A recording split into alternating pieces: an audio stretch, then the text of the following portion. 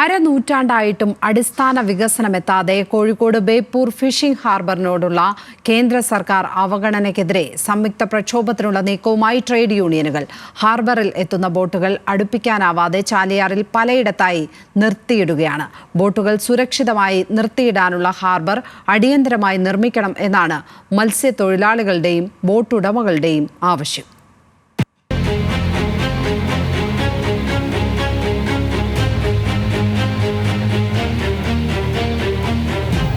Beypore phishing ഹാർബറിന് ഒരു അരനൂറ്റാണ്ട് ആയൊരു കാര്യമായിട്ടുള്ളൊരു വികസന പ്രവർത്തനങ്ങൾ നടന്നിട്ടില്ല. അതിൽ ഏറ്റവും പ്രധാനപ്പെട്ടത് ജെട്ടീൻ്റെ, അതായത് വാർഫിൻ്റെ വികസനമാണ്. ബോട്ടിൻ്റെ എണ്ണം കൂടുന്നുണ്ട്, പക്ഷെ വാർഫും അതിനുള്ള സൗകര്യങ്ങളും കൂടുന്നില്ല. അരനൂറ്റാണ്ടായി സമഗ്രമായ ഒരു വികസനം ബേപ്പൂർ ഹാർബറിൽ നടന്നിട്ട് 170 മീറ്റർ ആയിരുന്ന ബോട്ട് ജെട്ടി 50 വർഷത്തിനിടയിൽ വർദ്ധിച്ചത് 300 മീറ്ററായി മാത്രം. എന്നാൽ അന്നെത്തുന്ന 50 ബോട്ട് ജെട്ടികളിൽ നിന്നത് 500ആയി മാറി. ഇതുകൊണ്ടുതന്നെ ബോട്ടുകൾക്കടുക്കാൻ സൗകര്യങ്ങളില്ല. 100 മീറ്റർ വലിപ്പമുള്ള ബോട്ടുകൾ 5-6 എണ്ണം മാത്രമാണ് ഇവിടെ അടുപ്പിക്കാനാവുക. മറ്റുള്ളവയെല്ലാം ചാലിയാറിൽ പലയിടത്തായി സുരക്ഷിതമല്ലാത്ത രീതിയിൽ നിർത്തിയിടണമെന്നാണ് ബോട്ടുടമകൾ പറയുന്നത്. അപ്പോൾ ഇപ്പോഴൊരു പ്രപ്പോസൽ പോയിട്ടുണ്ടെന്ന് നമ്മൾ കേട്ടിരുന്നു. ഒരു 109 കോടി രൂപേൻ്റെ ഒരു പ്രപ്പോസൽ പോയിട്ടുണ്ട്. രണ്ട് ഭാഗത്തും 100 മീറ്ററോളം വാർഫ് നീളം വർദ്ധിപ്പിക്കാനും വേണ്ടി. പക്ഷെ അതിന് സാങ്ഷൻ കിട്ടിയിട്ടില്ല എന്നാണ് നമുക്ക് മനസ്സിലാക്കാൻ വേണ്ടി പറ്റുന്നത്. നമ്മൾ അടുത്ത പ്രദേശത്തുള്ള നമ്മളെ പുതിയാപ്പ, പിന്നെ വെള്ളയിൽ, ചോമ്പാല, കൊയിലാണ്ടി എന്നീ ഹാർബറിലെല്ലാം കേന്ദ്ര ഗവൺമെൻറ്റിൻ്റെ പ്രധാനമന്ത്രിൻ്റെ ഫണ്ടിൽ നിന്ന് തുക അനുവദിച്ചിട്ടുണ്ട്. ബേപ്പൂരിൽ ഇതുവരെ അങ്ങനെ ഒരു തുക അനുവദിച്ചിട്ടില്ല. മലബാറിലെ തന്നെ പ്രധാനപ്പെട്ട മത്സ്യബന്ധന തുറമുഖമായ ബേപ്പൂരിനെ വേണ്ട രീതിയിൽ പരിഗണിക്കുന്നില്ല എന്ന ആക്ഷേപമാണ് മത്സ്യത്തൊഴിലാളികൾക്കും ബോട്ടുടമകൾക്കുമുള്ളത്. ബേപ്പൂരിന് സമീപത്തുള്ള മറ്റു തുറമുഖങ്ങളുടെ വികസനം നടക്കുമ്പോഴും അരനൂറ്റാണ്ടായി കാര്യമായ അടിസ്ഥാന സൗകര്യ വികസനം ബേപ്പൂർ മത്സ്യബന്ധന തുറമുഖത്തിന് ഉണ്ടാവുന്നില്ല. മറ്റു മത്സ്യബന്ധന തുറമുഖങ്ങളെ അപേക്ഷിച്ച് സുരക്ഷിതമായി ബോട്ടുകൾ നിർത്തിയിടാൻ പറ്റിയ ഇടമായ ബേപ്പൂരിൽ വേണ്ടത്ര സൗകര്യങ്ങളില്ലാത്തത് ഇവിടുത്തെ മത്സ്യവ്യവസായത്തെയും പ്രതികൂലമായി ബാധിക്കുന്നുണ്ടെന്നും തൊഴിലാളികൾ പറയുന്നു. ന്യൂസ് മലയാളം, കോഴിക്കോട്. വിവരങ്ങളുമായി രതീഷ് വാസുദേവൻ ചേരുകയാണ്. രതീഷ്, നമ്മൾ അവിടെ എത്തുമ്പോൾ കണ്ട ദുരവസ്ഥകൾ എന്തൊക്കെയാണ്? ബേപ്പൂർ അടിയന്തരമായി ആവശ്യപ്പെടുന്നത് എന്തൊക്കെയാണ്?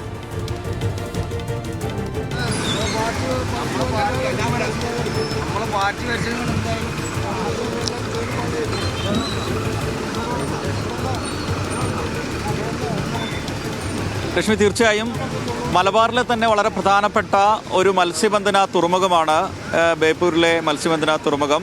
എന്നാൽ പതിറ്റാണ്ടുകളായിട്ടുള്ള ഇവിടുത്തെ അടിസ്ഥാന സൗകര്യത്തിൻ്റെ കുറവ് വല്ലാത്ത രീതിയിൽ ഇവിടുത്തെ എല്ലാ പ്രവർത്തനങ്ങളെയും ബാധിക്കുന്നുണ്ട്. മത്സ്യബന്ധനം ഉൾപ്പെടെയുള്ള, അല്ലെങ്കിൽ മത്സ്യവിപണനം ഉൾപ്പെടെയുള്ള അതിൻ്റെ കയറ്റുമതി, മറ്റു എല്ലാ തരത്തിലും ജോലിക്കാരുടെ പ്രശ്നങ്ങൾ ഉൾപ്പെടെ നിരവധി വിഷയങ്ങളിൽ അതിനെ ബാധിക്കുന്നുണ്ട്. അടിസ്ഥാനപരമായ വികസനത്തിൻ്റെ കുറവ്, ഒരു 50 വർഷത്തെ കുറവ് ഉണ്ട് എന്നാണ് മറ്റുള്ള തുറമുഖങ്ങളെ, മത്സ്യബന്ധന തുറമുഖങ്ങളെ അപേക്ഷിച്ച് വിലയിരുത്തുമ്പോൾ മനസ്സിലാവുന്നത്.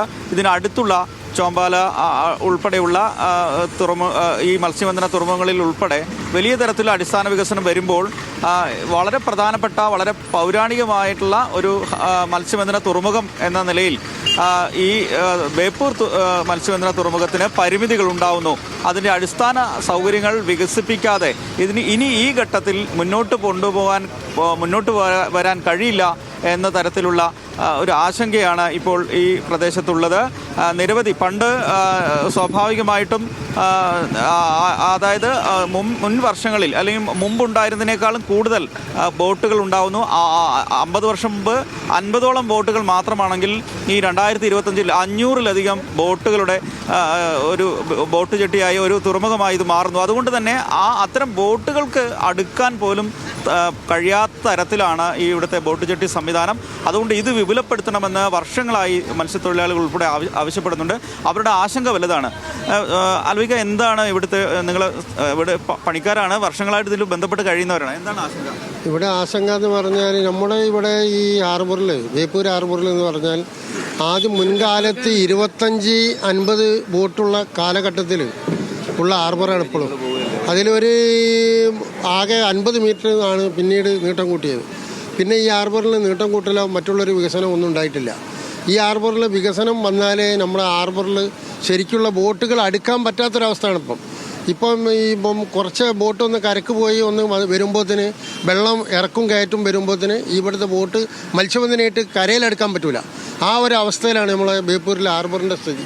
അപ്പോൾ എത്രയും പെട്ടെന്ന് ബേപ്പൂരിലെ ഹാർബറിൻ്റെ വികസനവും ഡ്രഡ്ജിങ്ങും നടത്തണമെന്നാണ് നമുക്ക് പറയാനുള്ളത്.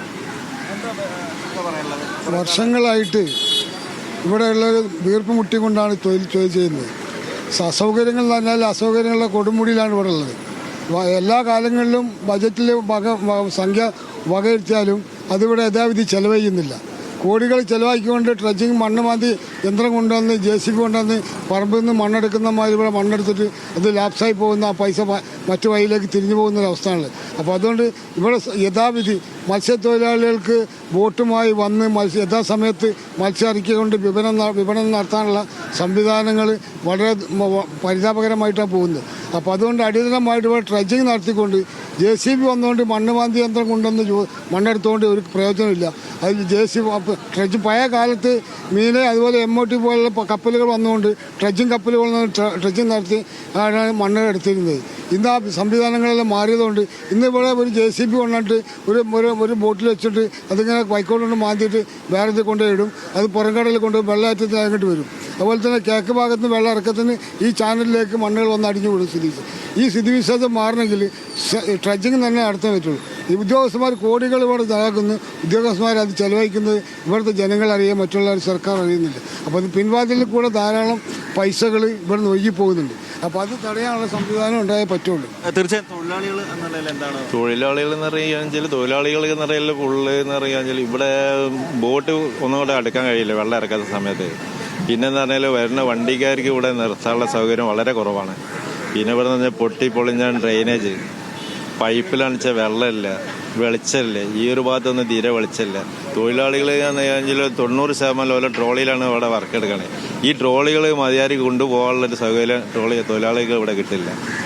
തീർച്ചയായും അടിസ്ഥാന സൗകര്യത്തിൻ്റെ പരിമിതി അല്ലെങ്കിൽ പോരായ്മ തന്നെയാണ് ഇവിടെയുള്ള തൊഴിലാളികൾ ഉൾപ്പെടെയുള്ള ആളുകൾ, ബോട്ടുടമകളുടെ സംഘങ്ങൾ ഉൾപ്പെടെയുള്ള ആളുകൾ പറയുന്നത്. കാരണം അടിസ്ഥാന സൗകര്യങ്ങളുണ്ടെങ്കിൽ മാത്രമേ ബേപ്പൂർ തുറമുഖത്തിന് പ്രതാപമായ ആ രീതിയിൽ വരാൻ കഴിയുള്ളൂ. കാരണം വിദേശ നാണ്യം ഉൾപ്പെടെ നിരവധി ആ തരത്തിലുള്ള വലിയ സമ്പത്ത് നേടിത്തരുന്ന ഒരു തുറമുഖം, വളരെ പ്രധാനപ്പെട്ട തുറമുഖം, അതിന് അടിസ്ഥാന സൗകര്യങ്ങൾ ഇല്ലാത്തതുകൊണ്ട് മാത്രം അത് പിന്നോട്ട് പോകുന്നു. അവിടുത്തെ തൊഴിലാളികൾ തന്നെ വലിയ ദുരിതത്തിലാവുന്നു. ബോട്ടുടമകൾ ഉൾപ്പെടെ അല്ലെങ്കിൽ അതിൽ ജോലി ചെയ്യുന്ന ആളുകൾ ഉൾപ്പെടെ ആ പ്രദേശത്തിൻ്റെ വികസനം തന്നെ പുറകോട്ടടിക്കുന്ന സമീപനമുണ്ട്. അതുകൊണ്ട് തന്നെ അടിസ്ഥാന സൗകര്യ വികസനത്തിന് അടിയന്തരമായി സംസ്ഥാന സർക്കാരും കേന്ദ്ര സർക്കാരും ഒരുമിച്ച് തന്നെ ഇടപെടണം. എന്നാൽ മാത്രമേ വലിയ തരത്തിൽ വലിയ പണച്ചെലവുള്ള ഈ തുറമുഖ വികസനം നടപ്പിലാവൂ എന്നാണ് ഇപ്പോൾ ഹാർബറിലെ ഈ ബേപ്പൂരിലെ മത്സ്യബന്ധന തൊഴിലാളികൾ ഉൾപ്പെടെയുള്ളവരുടെ ആശങ്കയും ആവശ്യവും അതാണ്. ലക്ഷ്മി പത്മ. കോഴിക്കോട് ബേപ്പൂർ തുറമുഖത്ത് നിന്ന് രതീഷ് വാസുദേവനാണ് വിവരങ്ങൾ പങ്കുവച്ചത്.